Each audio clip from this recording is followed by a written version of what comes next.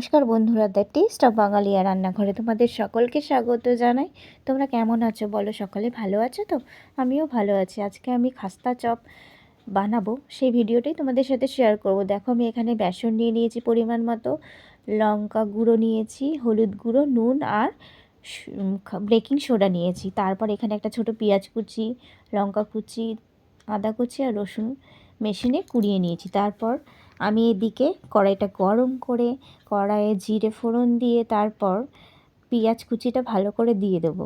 পেঁয়াজ কুচিটা আস্তে আস্তে ভাজা ভাজা হয়ে যাওয়ার পর তারপর আমি এখানে আদা কুচিটা দিয়ে দেবো।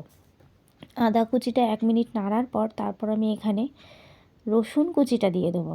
রসুন কুচিটা খুব ভালো করে আমি পেঁয়াজের সাথে একদম হালকা হালকা করে ভেজে নেব। তারপর আমি এখানে লঙ্কা কুচিটা অ্যাড করব। লঙ্কাগুলোও ভালো করে ভেজে নেব। খুব সহজে তাড়াতাড়ি আমি এই চপটা তৈরি করেছি। তারপর আমি এখানে পরিমাণ মতো খুবই সামান্য আমি জিরের গুঁড়ো দিয়েছি আর লঙ্কার গুঁড়ো দিয়েছি, আর পরিমাণ মতো একটুখানি জল দিয়ে ভালো করে কষিয়ে নেব।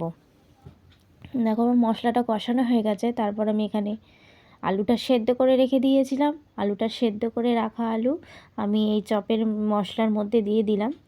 ভালো করে মশলাটা খুব ভালোভাবে আমার আলুর মধ্যে ঢুকে গেছে। তারপর দেখো, আমার আলুটা রেডি হয়ে এসেছে। আমি গরম মশলার গুঁড়ো ছড়িয়ে দিয়ে ভালো করে গরম মশলাটা আলুর মধ্যে নেড়ে চেড়ে আমি নামিয়ে দেবো ঠান্ডা করতে। তারপর এদিকে আমি আলুটা ঠান্ডা করার পর গোল গোল করে চপের শেপ দিয়ে নেব। তারপর এখানে কড়াই গরম হয়ে গেছে আর আমার বেসনটাও গোলা হয়ে গেছে। আমি কড়াইয়ের মধ্যে এক এক করে চপ দিয়ে দিলাম।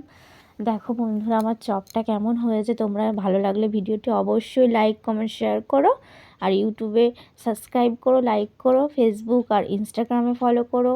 দেখা হবে আবার পরের ভিডিওতে। আমি সবসময় তোমাদের পাশে আছি, তোমরাও আমার পাশে থেকো। দেখো, আমার চপটা একদমই রেডি হয়ে গেছে। ভিডিওটি ভালো লাগলে অবশ্যই তোমরা লাইক শেয়ার সাবস্ক্রাইব করো।